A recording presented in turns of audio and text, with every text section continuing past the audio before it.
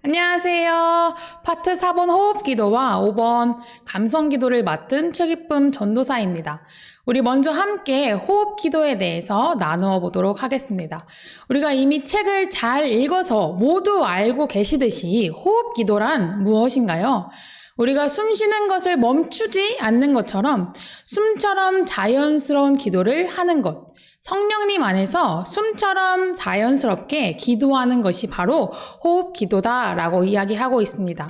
호흡 기도는 호흡처럼 항상 드리는 기도로 무시로 그리고 수시로 드리는 기도입니다. 데살로니가전서 5장 17절 쉬지 말고 기도하라. 그리고 에베소서 6장 18절 모든 기도와 간구를 하되 항상 성령 안에서 기도하고 하나님께서는 데살로니가전서와 에베소서를 통해서 우리에게 말씀하신 것처럼 우리가 호흡하듯이 항상 하나님께 기도하기를 원하고 계십니다.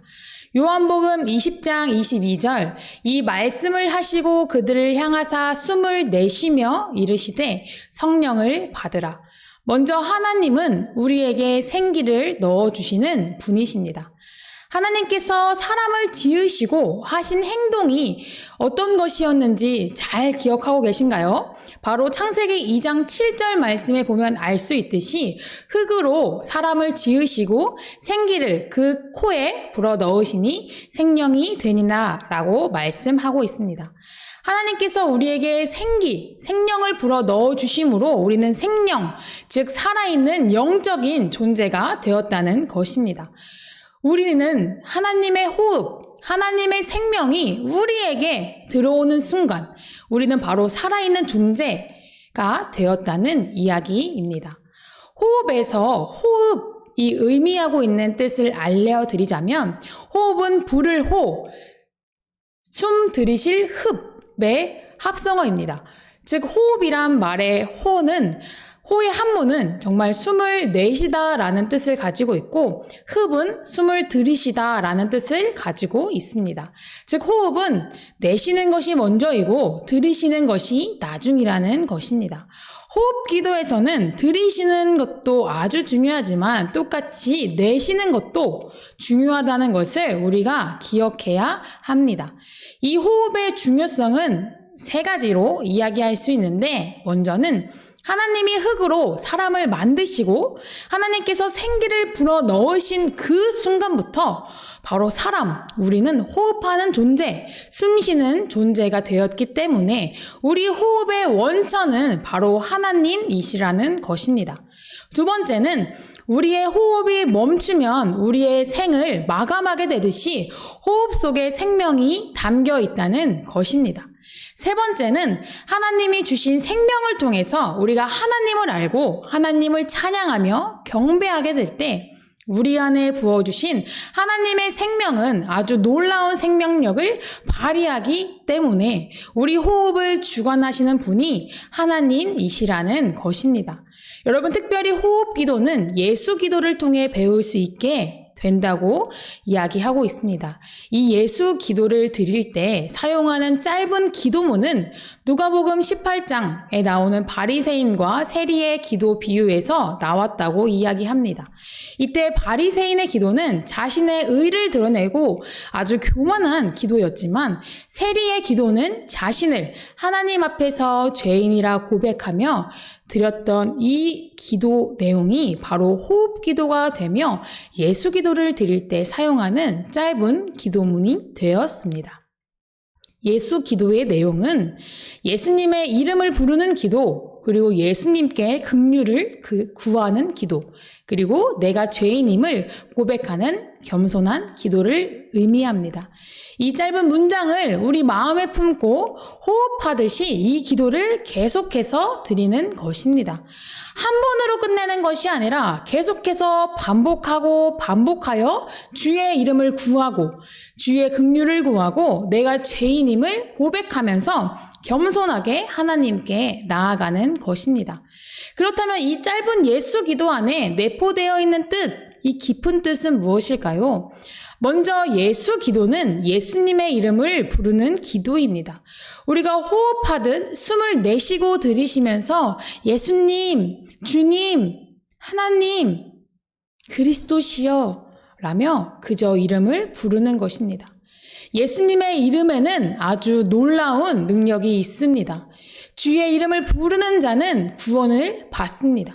예수님의 이름으로 우리의 기도는 응답받으며 예수님의 이름으로 귀신이 떠나가고 병은 낫게 됩니다. 예수 기도는 자신을 낮추는 아주 겸손한 기도입니다. 우리는 여전히 정말 예수님을 믿고 예수님을 통해서 의인이 되었지만 여전한 죄인들입니다. 죄인인 의인이고 의인인 죄인입니다. 우리가 의롭다 하심을 얻은 것은 예수님의 구속의 전적인 은혜의 덕분입니다. 하지만 우리 안에는 여전히 죄성이 있기 때문에 우리는 끝까지 싸워 이겨야 합니다. 우리 속에 있는 죄를 죽이고 죄를 회개하고 죄를 고백하며 겸손한 마음으로 나아가야 하는 것입니다. 우리의 연약함을 인정하며 내가 죄인임을 고백하며 나아가야 한다는 것입니다. 그렇게 우리는 우리의 있는 모습 그대로, 내 모습 그대로 나아가야 합니다. 예수님, 저는 죄인입니다. 라고 고백하며 나아가는 우리 모두가 되기를 소망합니다. 나를 감추고 나의 죄를 은폐하며 포장하는 기도와는 분명히 비교할 수 없는 평강을 누리게 될 것입니다. 그리고 예수 기도는 하나님의 자비를 구하는 기도입니다. 하나님은 자비를 구하는 사람에게 자비를 베풀어 주시는 분이시며 긍휼을 구하는 자에게 긍휼을 베풀어 주시는 분이십니다. 저는 이 호흡기도 파트를 맡기 전 호흡기도는 말 그대로 우리가 숨을 쉬는 것처럼 시도 때도 없이 하는 기도라고 생각했습니다. 길에서도 누워서도 일을 할 때에도 누군가를 만나기 전에도 어떠한 특정한 것에 얽매여서 하는 것이 아니라 정말 호흡처럼 하는 기도하는 것이 이 호흡기도라고 생각했습니다. 그래서 내가 언제 어디서나 무엇을 하든 어디에 있든 마음속으로 하나님과 대화하며 지내고 있는 자리에서 서스럼 없이 하나님께 기도하며 나아가는 것이 내 일상 속에서 이미 이루어지고 있었던 호흡 기도구나.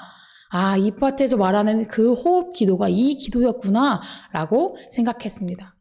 하지만 호흡 기도는 예수 기도를 통해 배운다는 말은 무엇인지 잘 이해하지 못했습니다. 아니, 호흡 기도면 호흡 기도지 예수 기도는 무엇인가 싶었습니다. 하지만 먼저 경험하는 것이 저에게 중요하다고 생각했습니다. 그래서 적혀있는 예수 기도를 하나씩 시작하였습니다. 그 예수 기도를 드리며 정말 그 내포되어 있었던 깊었던 뜻 그리고 발견하는 시간을 가질 수 있었습니다. 예수 기도는 앞에서 언급했듯이 예수님의 이름을 부르고 예수님의 긍휼을 구하고 내가 죄인임을 고백하는 기도인데 이 예수 기도를 드림으로 통해서 제가 알게 된 것은 예수님의 이름을 부를 때마다 정말 그 예수님의 이름을 부르고 외칠 때 다시금 제 마음이 요동치게 되었다는 것입니다. 정말 내 마음을 요동치게 만드는 그 예수님의 이름의 능력을 경험하는 시간이 되었습니다. 주님의 이름을 부르는 것만으로도 제 마음 가운데 큰 감동과 감사가 밀려왔습니다. 특히 이번에 계속해서 이 호흡기도, 예수기도를 드리는 시간이 사순절 기간이어서 더 그런지 정말 주님의 이름을 부르는 이 부름이, 이 시간이 정말 내가 예수님의 이름을 부를 수 있다는 것만으로도 정말 큰 감격을 저에게 가져다 주었습니다. 그리고 주님의 이름을 내가 부를 수 있다는 것 자체가 얼마나 감사인지 깨닫는 시간이 되었습니다. 그렇게 고요하게 그 시간 속에 주님의 이름을 부르며 주님께 집중하며 나아갔습니다. 그리고 나의 입술을 열 때마다 내가 죄인임을 고백하며 나아갔습니다. 정말 나 같은 죄인 살리신 주님께 긍휼을 구하며 나아갔습니다. 내가 죄인임을 고백하고 그리고 나의 연약함을 고백하며 나를 의롭게 하시는 분은 오직 예수님밖에 없음을, 주님밖에 없음을 다시 한번 깨닫게 되었습니다. 예수 기도를 하고 보니 매 순간 주님의 이름을 부를 수 있고 나의 부족함을 인정하고 죄인임을 고백하며 내 연약한 부분에 정말 예수님으로 채울 수 있는 시간이 되었습니다. 내가 죽고 예수로 살 수 있는 시간이 되었던 것입니다. 그렇기 때문에 우리는 계속해서 이 예수 기도를 호흡하듯이 함께 하기를 소망합니다. 주 예수님, 주 예수 그리스도 하나님의 아들이시여, 나는 죄인입니다. 나에게 자비를 베풀어 주시옵소서. 이 호흡 기도를 통해서 성령님 안에서 우리가 정말 예수님의 이름을 부를 때마다 우리는 그 예수님의 이름을 부름으로써 우리는 우리를 위해 죽으신 그 예수님을 다시금 기억하게 되는 것입니다. 예수님께서 제자들에게 성령님의 생기를 불어 넣어주신 것을 기억하며 우리의 호흡 기도 가운데 수시로 무시로 기도할 수 있도록 우리를 도우시며 우리 안에서 함께 성령님께서 기도하고 계시다는 것을 우리는 기억해야 합니다. 그래서 예수님의 이름을 부르고 겸손하게 나 자신을 낮추고 자비를 구하는 기도를 통해 우리의 마음을 품고 날마다 이 기도 제목을 가지고 마음으로 함께 기도하는 우리가 되기를 소망합니다. 우리의 호흡이 끊기면 생명이 끊기듯이 기도의 호흡이 끊기면 우리의 영적인 호흡 또한 끊기고 멈추게 된다는 것을 늘 기억하면서 우리의 기도의 호흡이 끊기지 않도록 호흡할 때마다 우리에게 생기를 불어넣어 주신 주님과 깊은 대화를 나누며 건강한 들숨, 날숨을 내뱉으며 살아가는 우리 모두가 되기를 소망합니다. 자, 이제 5번째 감성기도입니다. 감성기도는 무엇일까요? 바로 이 감성기도는 나의 감정을 돌아보는 기도로 우리의 감정을 인식하고 그 감정을 하나님께 드러내는 기도라고 이야기합니다. 즉 우리가 만난 사건들로 인해서 생기는 수없이 많은 우리의 감정들을 하나님께 고백하는 기도가 바로 이 감성기도인 것입니다. 그렇다면 감정이란 무엇일까요? 감정은 어떤 현상이나 일에 대하여 일어나는 마음이나 느끼는 기분, 그리고 사물에 느끼어 일어나는 심정, 마음, 기분, 생각을 이야기합니다. 하나님께서 인간을 창조하셨을 때 감정을 함께 창조하셨고 인간의 감정을 창조하신 하나님 또한 감정을 가지고 계시다는 것입니다. 하나님은 우리를 만드실 때 지정의 이를 모두 가진 존재로 창조하셨기에 우리는 지식, 지적인 능력과 정, 마음으로 느끼는 감정, 감성이 있으며 의지력을 가지고 있습니다. 그렇게 우리는 우리의 의지를 갖고 스스로 깨닫고 스스로 느끼며 스스로 선택할 수 있는 인격적인 존재로 만드셨습니다. 특별히 우리가 다룰 이 감성 기도는 성경 속 인물 중 한나의 감성 기도를 통해 조금 더 쉽게 우리를 이해시켜 줄 것입니다. 먼저 이 감성 기도는 자신의 감정을 인식함으로 시작하게 되는데 한나는 과연 어떤 감정을 느꼈는지 알기 위해서 우리는 사무엘상 1장 10절에서 18절 말씀을 함께 읽어보도록 하겠습니다. 있는 자리에서 함께 소리내어 읽어보도록 하겠습니다. 한나가 마음이 괴로워서 여호와께 기도하고 통곡하며 서원하여 이르되 만군의 여호와여 만일 주의 여종의 고통을 돌보시고 나를 기억하사 주의 여종을 잊지 아니하시고 주의 여종에게 아들을 주시면 내가 그의 평생에 그를 여호와께 드리고 삭도를 그의 머리에 대지 아니하겠나이다. 그가 여호와 앞에 오래 기도하는 동안에 엘리가 그의 입을 주목한즉 한나가 속으로 말하며 입술만 움직이고 음성은 들리지 아니하므로 엘리는 그가 취한 줄로 생각한지라. 엘리가 그에게 이르되 내가 언제까지 취하여 있겠느냐 포도주를 끊으라 하니 한나가 대답하여 이르되 내 주여 그렇지 아니하나이다. 나는 마음이 슬픈 여자라 포도주나 독주를 마신 것이 아니요 여호와 앞에 내 심정을 통한 것뿐이오니 당신의 여종을 악한 여자로 여기지 마옵소서. 내가 지금까지 말한 것은 나의 원통함과 격분됨이 많기 때문이니이다 하는지라. 엘리가 대답하여 이르되 평안히 가라. 이스라엘의 하나님이 내가 기도하여 구한 것을 허락하시기를 원하노라 하니 이르되 당신의 여종이 당신께 은혜 입기를 원하나이다 하고 가서 먹고 얼굴에 다시는 근심 빛이 없더라. 아멘. 자, 한나의 감정이 상하는 일은 과연 누구를 통해 나타났을까요? 바로 자신의 남편 엘가나의 둘째 아내 브닌나와의 사건을 통해 일어납니다. 분인나는 아이를 낳지 못하는 한나를 괴롭히고 업신여겼습니다. 그런 분인나의 수없이 많은 공격을 통해 한나가 느낀 감정은 수치심, 모멸감, 업심당함, 고통, 괴로움, 원통함, 무능함 등의 여러 가지 감정을 느꼈습니다. 사무엘상 1장 16절의 말씀에 보면 원통함과 격분됨이라고 표현하고 있습니다. 그것은 바로 몹시 분하고 노여운 감정이 북받쳐 올라서 그 감정을 인식하고 마주한 한나의 모습이 나오는 것입니다. 그 감정을 마주하는 것에서 끝나지 않고 한나는 그 감정을 하나님께 드러내었습니다. 한나는 자신이 느낀 그 분하고 노여운 감정을 하나님께 솔직하게 털어놓으며 통곡하며 기도합니다. 주님, 저의 상한 마음, 자신의 고통을 알아달라며 기도하며 나아갑니다. 감성 기도는 이렇게 자신의 감정을 기도함으로 하나님께 드러내는 것을 이야기합니다. 여러분, 자신의 감정을 무시하기보다 내가 느끼는 이 감정을 솔직하게 인정하고 그 감정에 귀를 기울이는 것이 정말 지혜로운 것입니다. 그리고 이 상한 감정은 고백과 눈물로 치유됩니다. 우리는 고백이 주는 힘을 알아야 합니다. 자신의 감정을 솔직하게 드러나는 것이 얼마나 우리 치유에 도움이 되는지 알아야 하는 것입니다. 그렇게 상한 감정을 토로하며 우는 것, 눈물만큼 좋은 약은 없습니다. 눈물은 우리의 상한 감정을 치유하게 됩니다. 그렇게 하나님께 나아가서 나의 모든 아픔을 직접 고백하며 눈물로 아뢰며 나아가는 것입니다. 여러분, 기도는 우리의 모든 아픔을 드러낼 수 있습니다. 하나님께서는 우리의 고통을 들으시며 그 고통하는 우리 마음 가운데 공감해 주십니다. 그리고 그 감성 기도는 침묵 기도로 이어집니다.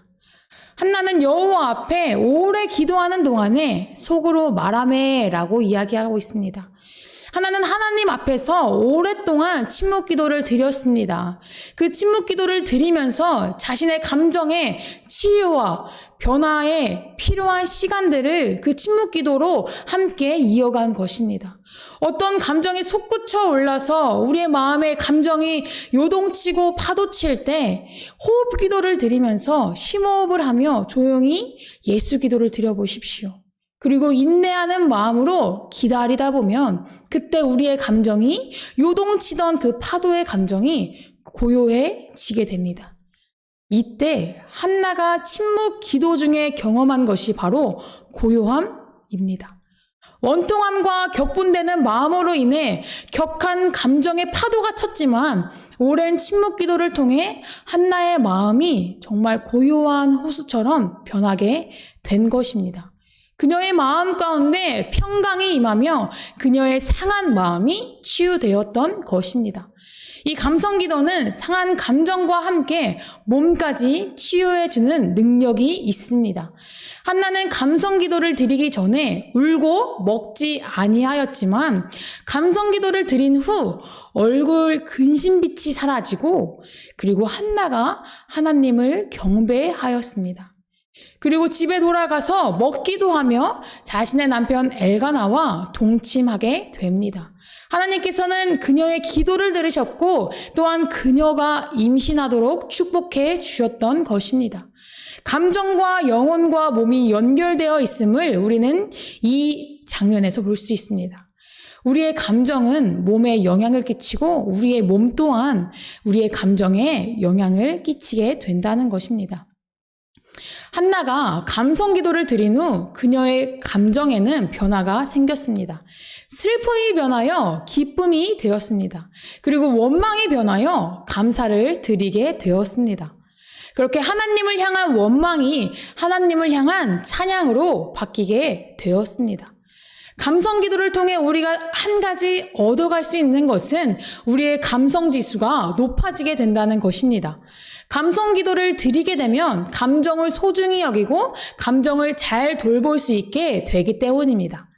그렇기에 우리의 감정을 잘 인식하게 되면서 감정을 잘 표현할 수 있게 됩니다.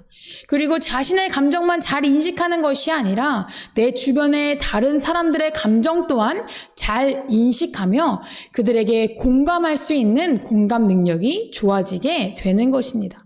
자신의 감정뿐만 아니라 다른 사람의 감정에도 귀를 기울이게 된다는 것입니다.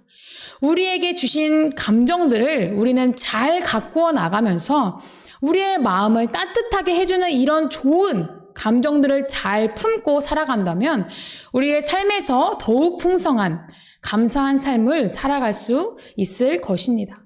하지만 기억해야 하는 것은 감성 기도를 드릴 때 성령님의 도우심을 받아 감성 기도를 드려야 한다는 것입니다. 내 스스로 나의 감정을 잘 성찰한다고 해서 모든 문제가 해결되지는 않기 때문입니다. 또한 자신의 감정의 성찰에 몰두하다 보면 그 문제를 스스로 해결할 수 있다고 생각하게 되는데 그것은 큰 오산이며 교만해지기 딱 좋습니다. 저는 사실 감성의 기복이 엄청 큰 사람은 아닙니다.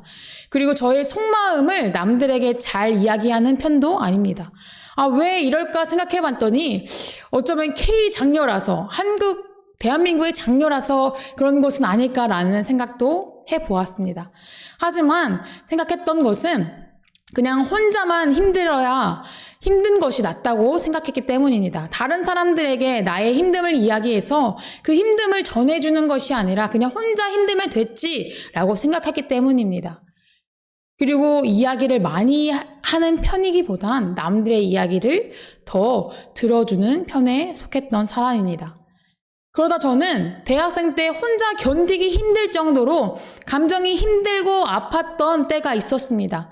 사실 그 감정의 상처들은 제가 중학교 때부터 고등학교 때부터 계속해서 지속되었던 것이었습니다. 하지만 그냥 혼자서 기도하며 속으로 삼키고 있었습니다. 하지만 그 상처들은 완전히 해결되지 않았던 상처였습니다. 그래서 그 상처 속에서 곪고 골마 결국 대학생 때 터지게 되었던 것입니다. 내가 가지고 있었던 상처였기에 내 주변에 있는 그 누구보다 나의 상처가 가장 크다고 생각하게 되었습니다. 그리고 그 당시에는 하나님께 나아가기보다 내 주변에 있던 친구들에게 먼저 위로를 받고 싶은 마음에 친구들에게 먼저 이 이야기들을 털어놓았습니다.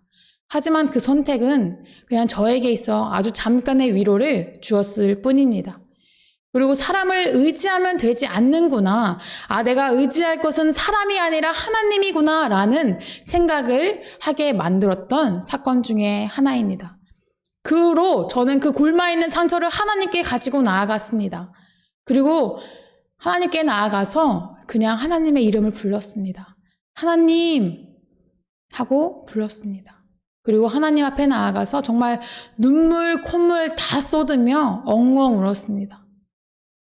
하나님은 놀랍게도 저의 마음을, 그 상처를 어루만져 주셨고, 그리고 골맞던 그 자리를 주님의 사랑으로 덮어 회복시켜 주셨습니다. 그렇게 저는 그 후로 하나님께 가장 먼저 저의 솔직한 감정을 털어놓고 있습니다. 그리고 그 후에 정말 친한 친구 몇 명에게 저의 이야기를 하며 함께 기도해달라고 기도를 부탁하곤 합니다. 우리의 감정을 사람들에게 다 털어놓으려고 할 때 분명히 민망한 부분도 있을 것입니다. 그리고 어디까지 이야기해야 하지? 내가 어디까지 이야기를 해야 내 이미지가 조금 덜 상할까? 혹은 내가 이렇게 이야기했을 때 나를 조금 이상하게 보지 않을까? 하는 타인의 시선을 생각하기 때문에 우린 사람들에게 모든 것을 털어놓는 것은 쉽지 않습니다. 하지만 우리가 기억해야 하는 것은 우리에게 그 어떤 것을 털어놓아도 민망하지 않을 분이 계시다는 사실입니다.